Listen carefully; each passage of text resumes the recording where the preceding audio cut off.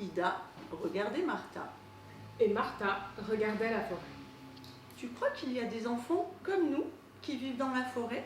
Sûrement. Tu crois qu'ils chassent des bêtes sauvages pour leur dîner et cherchent des myrtilles pour leur goûter? C'est sûr, c'est ce qu'on mange quand on vit dans la forêt. Ida regardait la forêt. Et Martha soupirait. C'était toujours le même jeu d'imaginer comment vivaient les enfants de la forêt. La forêt était obscure et close. La forêt était dangereuse. Et surtout, la forêt n'était pas un endroit où jouer pour des petites filles comme Ida et Martha. Car dans la forêt, c'était si facile de se perdre. Et les enfants qui se perdaient se transformaient en animaux. Mais ce jour-là, Martha regardait Ida. Et Ida regardait la forêt. C'est elle qui le vit la première. Ah! Le renard était assis dans l'herbe. De là où il était, il regardait les deux sœurs. Et les deux sœurs le regardaient. C'est Martha qui parla en premier. Es-tu venue pour jouer avec nous? Et le renard sembla sourire.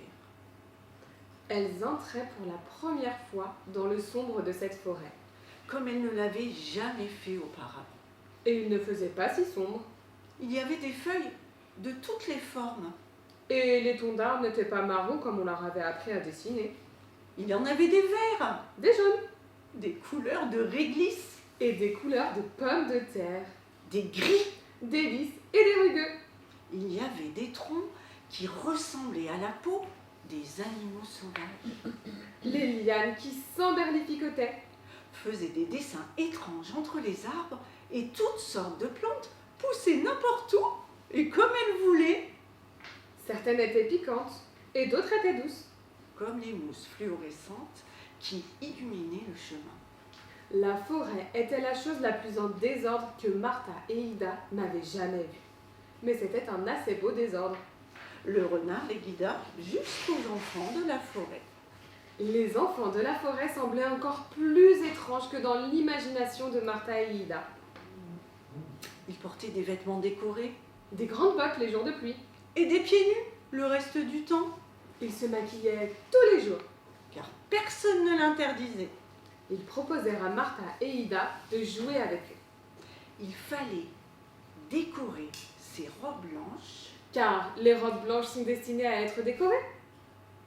La vie dans la forêt était merveilleuse. Car on pouvait faire des batailles debout sans se faire gronder. Attraper des serpents sans scier. Sauter dans l'eau tout habillé. Et dire tous les mots interdits qu'on voulait. Mais soudain, c'était le soir qui arrivait. Martha, il faut qu'on rentre. Nos parents vont s'inquiéter. D'accord, Ida.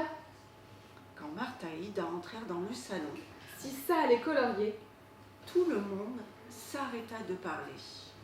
leur mère, Leur père la cuisinière, et le chat les observaient comme des étrangères. et plus personne ne bougeait. Eh bien, si vous voulez savoir ce qu'il va arriver à Ida et Martha, lisez Ida et Martha des Bois d'Ilia Green aux éditions Didier Jeunesse.